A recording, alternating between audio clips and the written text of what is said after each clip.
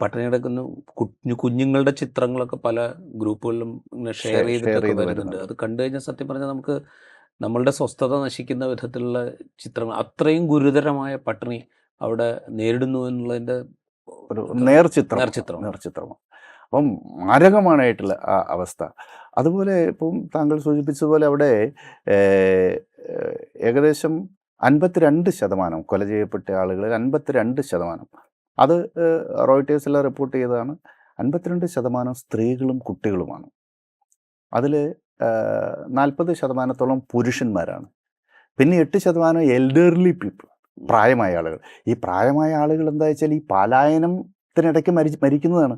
ഈ പലായനം എന്ന് പറഞ്ഞാൽ ഒരു സ്ഥലത്ത് നിന്ന് മറ്റൊരു സ്ഥലത്തേക്ക് പോകുമ്പോൾ അതിൽ കിടപ്പ് രോഗികളുണ്ടാവും, പ്രായമായ മനുഷ്യരുണ്ടാവും, പലവിധ രോഗപീഠ അനുഭവിക്കുന്ന വൃദ്ധജനങ്ങളുണ്ടാവും. ഇവർക്കൊക്കെ എങ്ങനെ അതിജീവിക്കാൻ സാധിക്കും? അങ്ങനെ മരണപ്പെട്ടതിൽ 8% ആ കാറ്റഗറിയിൽ വരികയാണ്. കാരണം ഇവർക്കൊന്നും ഒരു പലായനത്തെ പോലും അതിജീവിക്കാൻ സാധിക്കില്ല. അതുപോലെ തന്നെ ചെറിയ കുഞ്ഞുങ്ങൾക്കും ഇത് വലിയ പ്രയാസമാണ്. അപ്പോൾ 52%-ഓളം സ്ത്രീകളും കുട്ടികളുമാണ് മൊത്തം കൊല ചെയ്യപ്പെട്ട ആളുകളിലുള്ളത്. അതിൽ മൊത്തത്തിലുള്ള ഒരു കണക്ക് പറയുന്നത് 80%-ഓളം സിവിലിയൻസാണ്.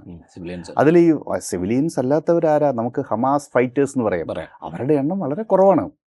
എവിടെയാ ഹമാസ് ഫൈറ്റേഴ്സ് കൊല ചെയ്യപ്പെടുന്നത്? അവിടെ സാധാരണ മനുഷ്യരാണ് മരിക്കുന്നതിൽ ഏറ്റവും അധികം. അതുകൊണ്ട് ഈ യുദ്ധം മുന്നോട്ട് പോകരുത് എന്ന് ലോകം അതിശക്തമായി ആവശ്യപ്പെടുന്ന ഘട്ടത്തിൽ ശ്രദ്ധ മൊത്തം മാറും. അങ്ങനെയാണ് 12 Day War ഉണ്ടാകുന്നത്, 12 ദിവസ യുദ്ധം. അതോടുകൂടി ലോകത്തിൻ്റെ ചിത്രം മാറി. ഇറാനിലേക്ക് യുദ്ധം വ്യാപിക്കുന്നു, ഇറാൻ ഇസ്രായേൽ യുദ്ധമായിട്ട് അത് മാറുന്നു.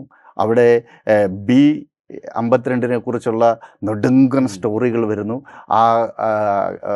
അമേരിക്കയുടെ ഹൈലി സൊഫിസ്റ്റിക്കേറ്റഡ് ആയിട്ടുള്ള വാർ പ്ലെയിൻ ഇങ്ങനെ പറന്നു വരുന്നു, അവർ കൊണ്ട് ബോംബിടുന്നു. അങ്ങനെ അമേരിക്കയുടെ ആക്രമണം, ഇസ്രായേലിൻ്റെ ഇറാൻ ആക്രമണം, ഇതിലേക്കൊക്കെ ചിത്രം മാറി. ഒരു ഘട്ടം കഴിഞ്ഞപ്പോൾ ഇറാൻ്റെ കുറേ മിസൈലുകൾ ടെല്ലവീവിലടക്കം വീണ് റെസിഡൻഷ്യൽ ഏരിയകളെല്ലാം തകർത്തപ്പോൾ കഴിഞ്ഞപ്പോൾ ഇത് ആൻറ്റിസെമിറ്റിസം എന്ന് പറഞ്ഞിട്ട് ആ ദിശയിലേക്കുള്ള വാർത്തകളിലേക്ക് വന്നു. അപ്പോഴെല്ലാം ഗസയിൽ ഈ ജിനോസൈഡ് നിരന്തരമായി തുടരുകയായിരുന്നു.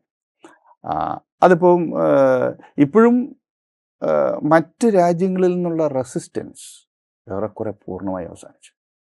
ഇപ്പം ആകെ ഏതാണ്ടല്ല അവസാനം. ഇപ്പം ആകെ കഴിഞ്ഞ ആഴ്ച ഹൂത്തികൾ 2 മിസൈൽ അയച്ചു. അപ്പോൾ ഹൂത്തികളുടെ കേന്ദ്രത്തിൽ ഇസ്രായേൽ ബോംബിങ് നടത്തി എന്നുള്ളതാണ്.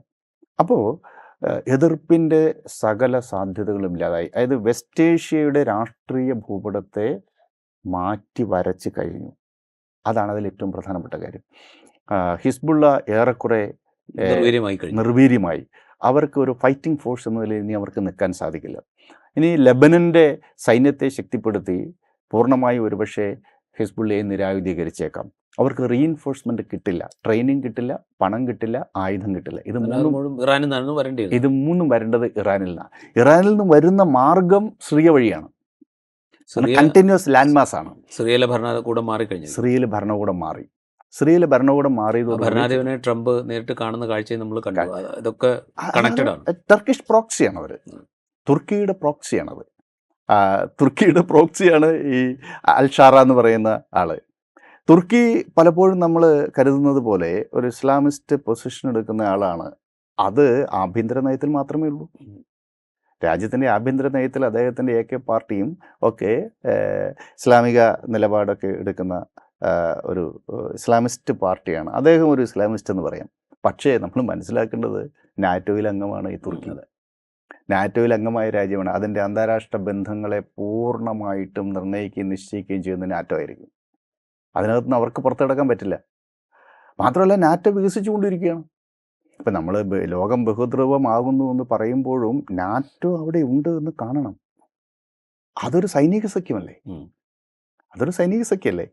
അതിപ്പോഴും വികസിച്ചുകൊണ്ടിരിക്കുക. 2023 ഫിൻലൻഡ് അംഗമായി, 2024 സ്പെയിൻ, അങ്ങനെ 32 അംഗങ്ങളായി മാറി. 32 അംഗങ്ങളുള്ള ലോകത്തിലെ ഏക സൈനിക സഖ്യം. വേറെ സൈനിക സഖ്യങ്ങളൊന്നും ഇപ്പോൾ ഇല്ല. അപ്പോൾ ഇതിൻ്റെ അടിസ്ഥാന പ്രമാണം തന്നെ എന്താ? ഒരു രാജ്യത്തെ മറ്റേത് രാജ്യം ആക്രമിച്ചാലും അത് നാറ്റോയ്ക്കെതിരായിട്ടുള്ള ആക്രമണമാണ്. എന്ന് വെച്ചാൽ അമേരിക്കയും ബ്രിട്ടനും ഫ്രാൻസും ഇറ്റലിയും അടങ്ങുന്ന ലോകത്തിലെ ഏറ്റവും വലിയ സൈനിക ശക്തികൾക്കൊക്കെ എതിരായിട്ടുള്ള യുദ്ധമായിട്ടാണ് അതിനെ കണക്കാക്കുന്നത്. ആ സഖ്യത്തിൽ അംഗമാണ് തുർക്കി. അതുകൊണ്ട് തുർക്കിയുടെ ഒരു പ്രാധാന്യം വളരെ പ്രധാനപ്പെട്ടതാണ്. ആ തുർക്കിയുടെ പ്രോക്സിയാണ് ഇവിടെ വന്നിട്ടുള്ളത്. അത് മാത്രമല്ല, ഇപ്പോൾ സിറിയയുടെ മേഖലയിൽ ഡ്രൂസുകളും ബിഡോയിൻസും തമ്മിലുള്ള സംഘർഷങ്ങൾ, ഈ ഡ്രൂസുകളെ പ്രൊട്ടക്റ്റ് ചെയ്തുകൊണ്ട് സിറിയയുടെ ആ മേഖലയിലേക്ക് ഗൊലാൻ കുന്നുകളുടെ തിരിച്ചു കൊടുത്ത പ്രദേശങ്ങൾ മുഴുവനും ഇസ്രായേൽ റീഓക്കുപ്പൈ ചെയ്തു. അത് അവരുടേതാണെന്ന് ക്ലെയിം ചെയ്ത് കഴിഞ്ഞു. അവരുടെ ക്ലെയിം ചെയ്ത് കഴിഞ്ഞു. അല്ല, അവിടെ ഇനി ഒന്നും ചെയ്യാനില്ല. കാരണം സിറിയൻ സൈന്യം അവിടെ ഇല്ല. ആ പ്രദേശം അവരുടെ നിയന്ത്രണത്തിലായി കഴിഞ്ഞു, IDFൻ്റെ പൂർണ്ണമായ നിയന്ത്രണത്തിലാണ്. മാത്രമല്ല, അവിടുത്തെ ഡ്രൂസുകളുടെ ഗ്രാമങ്ങൾ, അവിടെ ബിഡോയിൻസിനെതിരായിട്ട് IDF ഇടപെട്ടു. ആ ഗ്രാമങ്ങളൊക്കെ ഇപ്പം അവരുടെ ഇസ്രായേൽ IDFൻ്റെ നിയന്ത്രണത്തിലായി. ലെബനനിൽ പുതിയ ഒരു മാറ്റം, രാഷ്ട്രീയ മാറ്റം ഉണ്ടാകും.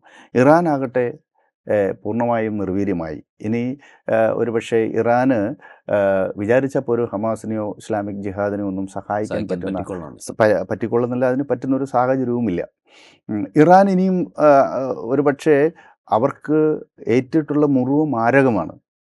കാരണം അവരുടെ ഈ ബോംബിംഗ് എന്നൊക്കെ പറഞ്ഞാൽ ചെറുതൊന്നുമല്ല. അപ്പോൾ അവർക്ക് ആഭ്യന്തരമായിട്ട് റിസോഴ്സസ് മുഴുവനും ഈ റിപ്പയർ ആക്ടിവിറ്റിയിലേക്കും ഒക്കെ അവർക്ക് ചാനലൈസ് ചെയ്യേണ്ടി വരും. അതുകൊണ്ട് ഉടനടി അവർക്ക് റിസോഴ്സസ് കണ്ടെത്തുവാനോ അവരുടെ പ്രോക്സികളെ സഹായിക്കുവാനോ കഴിഞ്ഞെന്ന് വരില്ല.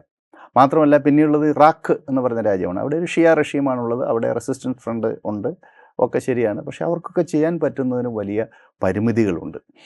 അപ്പോൾ ഈ ഒരു സാഹചര്യത്തിൽ ആണ് അവിടെ ഇസ്രായേൽ ഗസ ഒഫൻസീവ് വീണ്ടും ആരംഭിക്കുന്നത്.